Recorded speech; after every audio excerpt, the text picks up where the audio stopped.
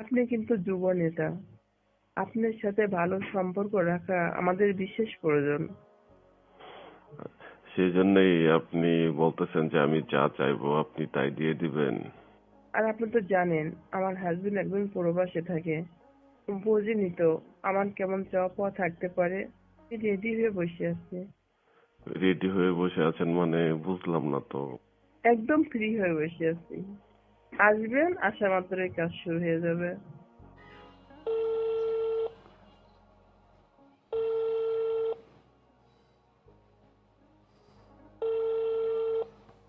Hello. হ্যাঁ, Suraiya madam, কি অবস্থা? এই তো ভালো আছি। আপনি কেমন আছেন? হ্যাঁ, ভালো আছি। কোথায় যাচ্ছেন? এমপি সাহেবের সাথে একটা মিটিং ছিল তো, মিটিং করে এখন বাসায় যাচ্ছি। ওহ, আপনাদের মিটিং শেষ? হ্যাঁ, মিটিং শেষ হলো, এখন বাসার দিকে যাচ্ছি। বাসা তো অনেক দূরে। বাসায় না গেলে হয় না? বাসায় যাইতে হবে না? কোথায় যাব তাহলে? কেন, আমাদের বাসা কি পছন্দ হয় না? উম, আপনার তো সমস্যার সমাধান হয়ে গেছে, এখন কি আমাকে মনে রাখবেন? এই তো মনে করলাম। আমি তো আপনাকে ফোন দিয়েছি, তাই না? আপনি কোথায় মনে করলেন? আরে ফোনটা যতই আপনি দেন না কেন, আমি তো আসার জন্য বলছি, তাই না? এখন তো জমির সমস্যা সমাধান করে দিলাম, বাসার কাজ কবে শুরু করতেছেন? বাসার কাজটা শুরু করব, আর একটু লেট হবে। হাজবেন্ড থাকে প্রবাসে, আপনি স্কুলের চাকরি করেন, এত টাকা পয়সা দিয়ে কি করবেন? মানুষের চাওয়া পাওয়া কি কখনো শেষ হচ্ছে বলেন? সেটাই তো। এখন তাহলে কি বাসার কাজ ইদানিং শুরু করে দিবেন? আরে বাসার কাজের কথা পরে বলেন, আগে আমাদের কাজের কথা আমরা বলি না? উম, কোন কাজের কথা বলতেছেন? আপনাকে বলছিলাম 2 লাখ টাকা দিব। কই আসলেন না তো? আপনার কাছ থেকে কি আমি টাকা নিবো? আমি তো নিজের থেকে দেওয়ার কথা বলছি। আপনি আসবেন না, না আসলে কি করে টাকা দিব আমি? আপনি যদি না দিতে চান, আমি কি আপনার কাছ থেকে বলে নেব? আর জানেনই তো আমি রাজনীতি করি, এমপি সাহেবের সাথে থাকি। আপনিও কিন্তু টাকা পয়সার কম মালিক না। একদিন আসেন আমার বাসায়, আসে টাকাটা নিয়ে যান। ঠিক আছে, যেমন একদিন, আজকে তো সময় নেই, আজকে যাইতে পারবো না। আর আপনি টাকা দেওয়ার কথা বলতেছেন, আমি ভেবেছিলাম তো হয়তো আপনি ভুলে গেছেন, জমির সমস্যা সমাধান হয়ে গেছে তো, তাই আকাশ ভাইকে এখন আর মনে নেই। এখন আপনি নিচে থেকে টাকার কথা বলতেছেন। আরে আকাশ ভাই, কি যে বলেন না! আপনার এই উপকারের কথা আমি কখনো ভুলতে পারবো না। আমি 2 লাখ কেন, আর যদি বেশি দিই তবু মনে হয় কি আমি আপনাকে সন্তুষ্ট করতে পারবো না। আমার কাছে যদি আরো কিছু দেওয়ার থাকতো সেটাও আমি আপনাকে দিয়ে দিতাম। মানে আপনার কাছে যা চাইবো সবকিছু আপনি দিয়ে দিবেন নাকি? হ্যাঁ, যেমন টাকা পয়সা, তারপরে আর কি বলবো, অনেক কিছু আছে এরকম দেওয়ার মতো যা দিলে কখনো শেষ হবে না। প্রশংসা করেও কখনো শেষ করা যাবে না। এরকম কিছু চাই, দেখেন আপনাকে দিতে পারি কিনা। শুনেন, যেহেতু এখন আমাদের দল ক্ষমতায়, এমপি সাহেবের কাছের লোক আমি, এই 2-4 লাখ টাকা পয়সা এগুলো হচ্ছে হাতের ময়লা, এই টাকা পয়সা দিয়ে কি করবো?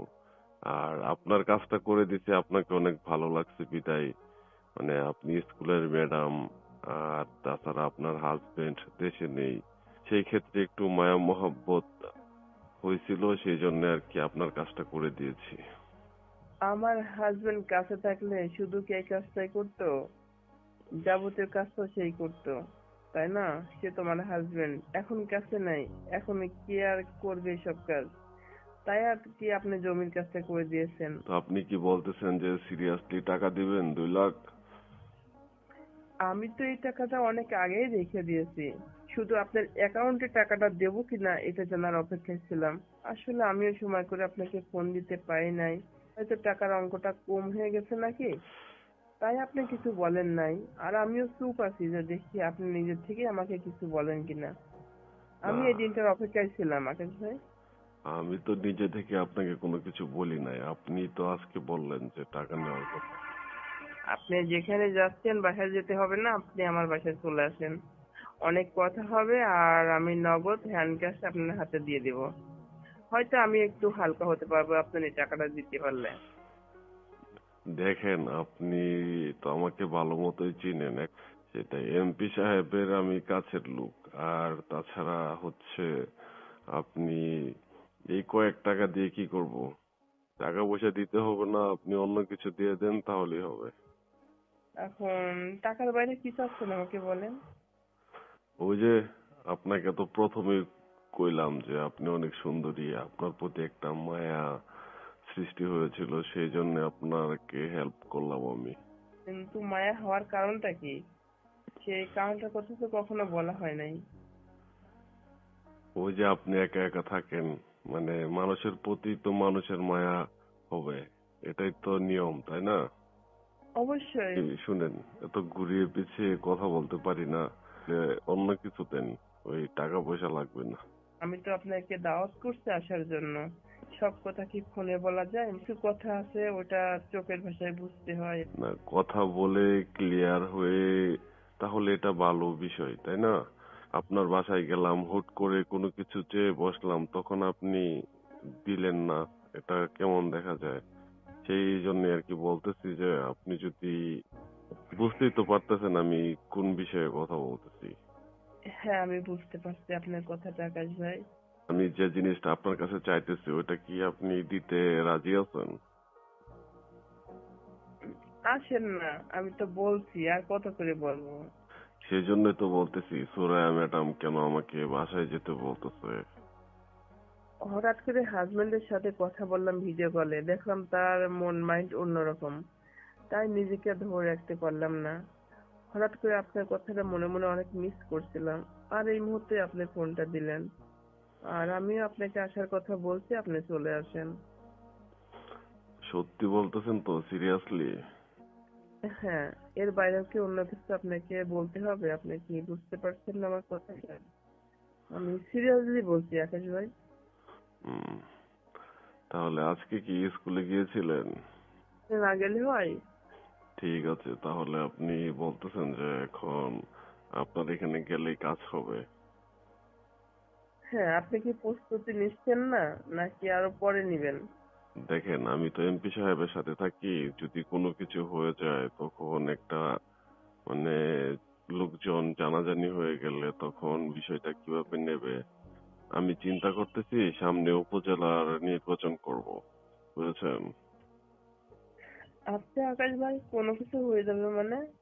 আপনি এই নিয়ে উপজেলা নির্বাচন করবেন এই নিয়ে টেনশন করতেছেন? এখানে আমার আপনার সম্পর্কের মাঝে উপজেলা নির্বাচনের কি আটকাবে?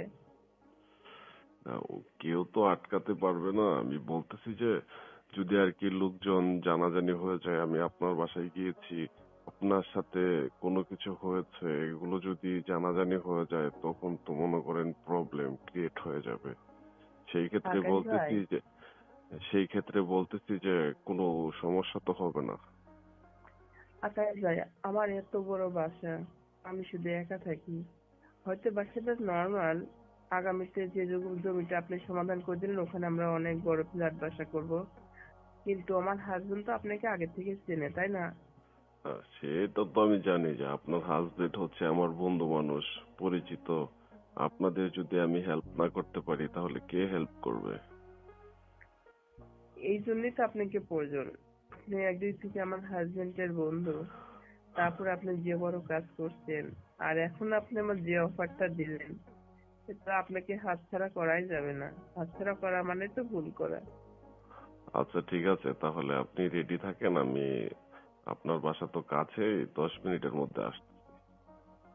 আপনি এত কাছে চলে আসছেন ফোনে কথা বলতে বলতে। হ্যাঁ হ্যাঁ, মানে আমি তো এখন প্রাইভেট কারের মধ্যে আছি, ওই চলে আসবো। রেডি আর কি হয়ে থাকবো, আমি তো সবসময় রেডি থাকি। সব সময় রেডি থাকেন মানে? একটা প্রিপারেশনের প্রয়োজন আছে না, বিশেষ একটা কাজ হবে। এই জন্য যখন আসবেন তখন প্রিপারেশন নেওয়ার কি আছে? যখন ওই সমস্ত কাজ হয় তখন কি আর কোনো প্রিপারেশন নেওয়া লাগে?